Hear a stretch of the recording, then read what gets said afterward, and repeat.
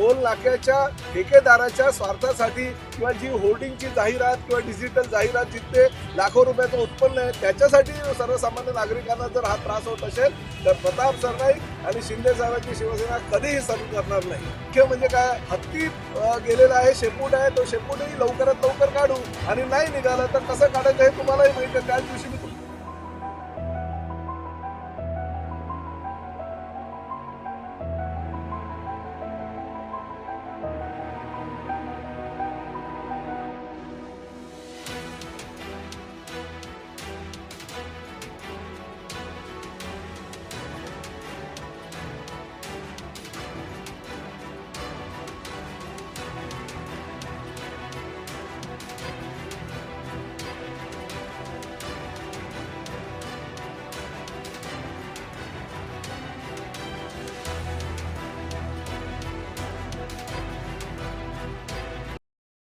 नमस्कार, मी विजय गाते। आपण पाहत आहात नवराष्ट्र डिजिटल।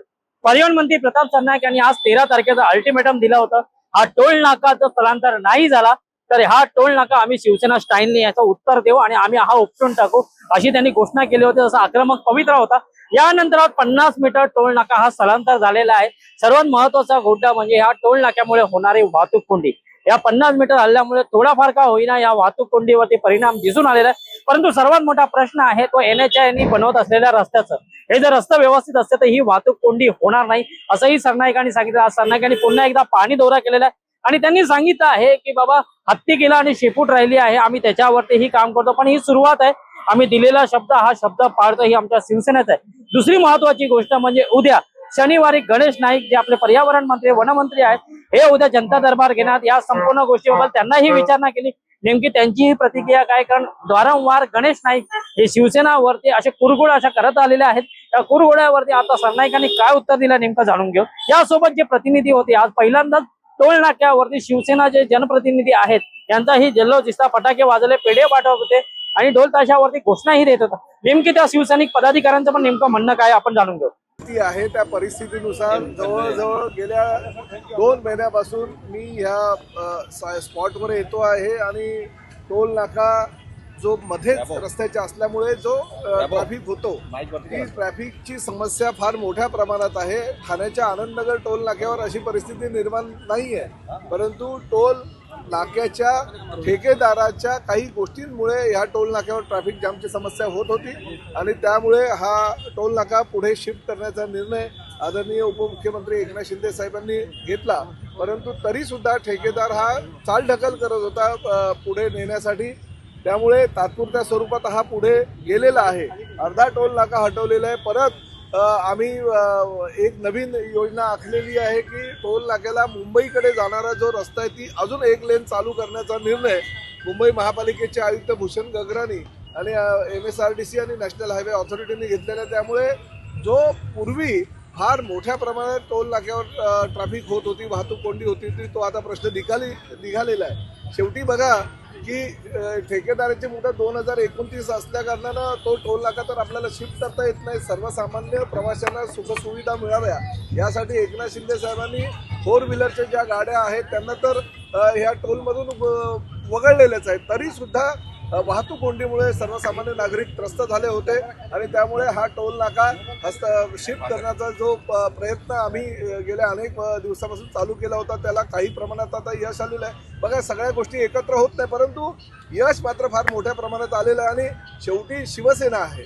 शिंदे साहेबांचा शब्द आहे, शिवसेना जे बोलते ते करते, हा इतिहास आहे आणि आम्ही हे करून दाखवलं।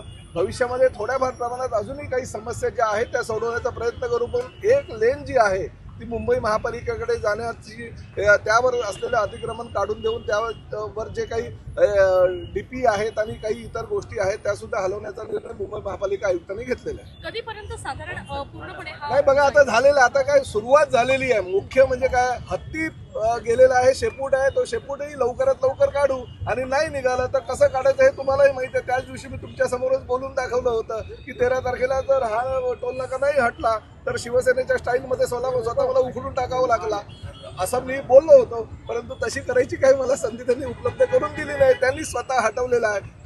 हे सरकार सर्वसामान्य जनतेचं आहे।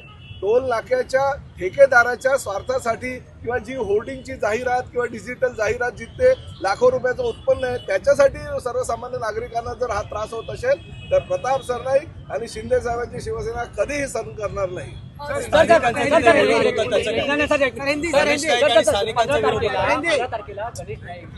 दरबार घेणार आहेत आणि कुठे ना कुठे चर्चा अशी आहे की शिवसेनेची कोणती केली जाणार आहे त्यामुळे हो, असं तुम्ही कसं म्हणताय. मला एक गोष्ट सांगा, गणेश नाईक ह्या राज्याचे ज्येष्ठ नेते आहेत, ते आमच्या मंत्रिमंडळातले सहकारी आहेत. फार मोठं खातं वन खात्यासारखं खातं त्यांच्याकडे आहे आणि ते जनता दरबार घेतात. पालघरमध्ये घेतात, नवी मुंबईला घेतात, ठाण्यामध्ये घेतात. मीरा भाईंदरला तर काय चुकीचं काय. युती सरकारच्या माध्यमातून सर्वसामान्य जनतेचे प्रश्न जे आहेत ते सोडवण्याचं काम आम्ही करतोय.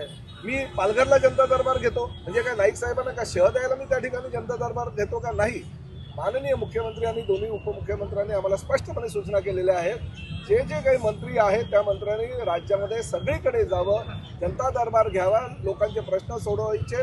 आणि मी आमच्या शिवसैनिकांना सुद्धा सांगणार आहे, अजूनही काही जर प्रश्न सर्वसामान्य जनतेचे प्रलंबित असतील तर ते गणेश नाईक साहेबांचा 15 तारखेला जनता दरबार आहे.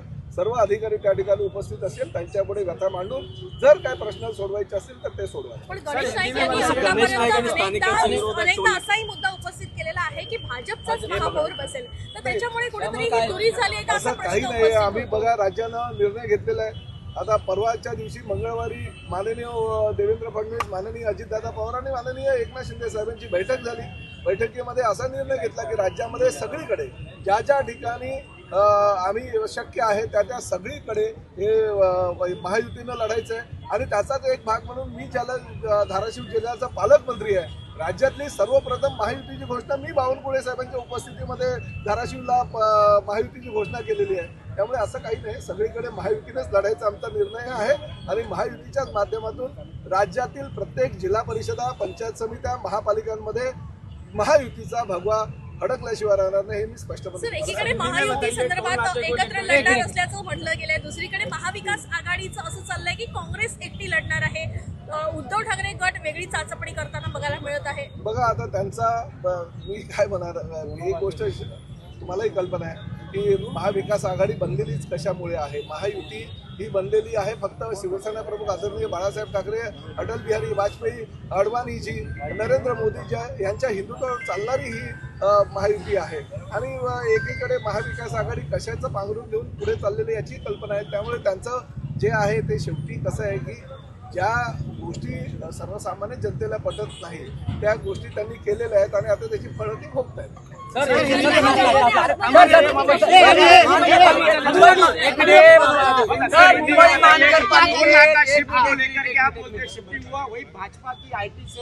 पूरी तरीके से प्रताप सरनाईक को ट्रोल कर रही है. देखिए आनंदाचा दिवस आहे. जे गोष्ट साहेबांनी बोलून दाखवले, जो शब्द आपण दिला होता तो आज 13 तारखेला पूर्ण करतायत. थोड्याच वेळा सरनाईक साहेब या ठिकाणी येतील. या ठिकाणी पूर्णपणे एक आनंद उत्सव, कारण अनेक वर्षापासून मीरा भाईंदरच्या सगळ्या रहिवाशांची ही मागणी होती की हा टोल हटला पाहिजे आणि अखेर आज खऱ्या अर्थाने हा टोल या ठिकाणी हटत आहे. नक्कीच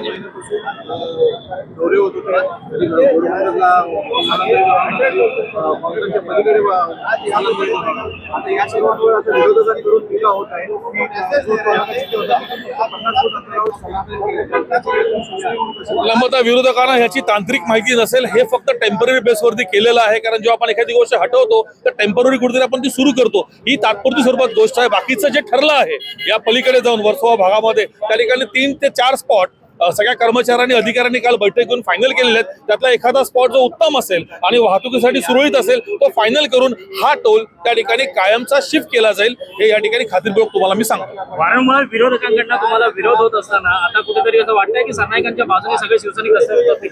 प्रश्नच नाही. विरोध हा बघा, राजकारणामध्ये विरोध हा होतो. जोपर्यंत एखादी गोष्ट समोर लोकांच्या येत नाही तोपर्यंत विरोध हा होतच होतो. टीका म्हणा, ट्रोल म्हणा, ह्याची आम्हाला सवय आहे. कारण आदरणीय प्रताप सरनाईक साहेब ज्या पद्धतीने मीरा भाईंदरमध्ये काम करतायत, जो बदलाव या ठिकाणी आणतायत, तर विरोधकांकडे दुसऱ्या काही चर्चेसाठी मुद्देच नाही आहेत. त्यामुळे इलेक्शनला समोर जायचं म्हटलं तर काही ना काही बोललं पाहिजे. त्यामुळे ठीक आहे, याची आम्ही कुठेही पर्वा करत नाही.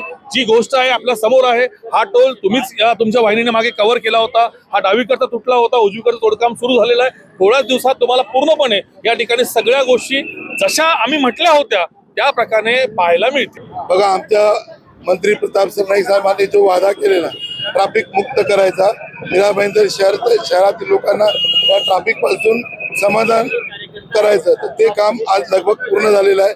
आणि आज सर्व शिवसैनिक आम्ही इथे येऊन जल्लोष करत आहोत.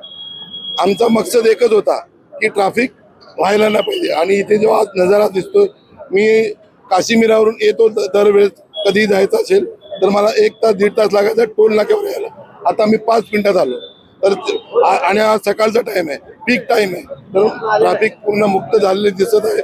आणि काही दिवसात याच्यावरती जी काही कारवाई करायची आहे ती साहेब आल्यानंतर तुम्हाला देणार आहे माहिती. वाहतूक कोंडी म्हणजे अशी तशी वाहतूक कोंडी नव्हती. जेवढा वेळ काशीमीरा ते दहिसर चेकनाका तेवढाच वेळ मुंबईला माणूस पोचायचा. आणि एवढी वाहतूक कोंडी असताना सुद्धा आज या मीरा भाईंदर वासियांसाठी ज्याप्रमाणे आपले मंत्री महोदय प्रताप सरनाईक साहेबांनी जे प्रयत्न केलेत त्यासाठी आज हे यश पाहायला मिळतंय. आणि मीरा भाईंदर वासियांसाठी आज अत्यंत आनंदाचा दिवस आहे.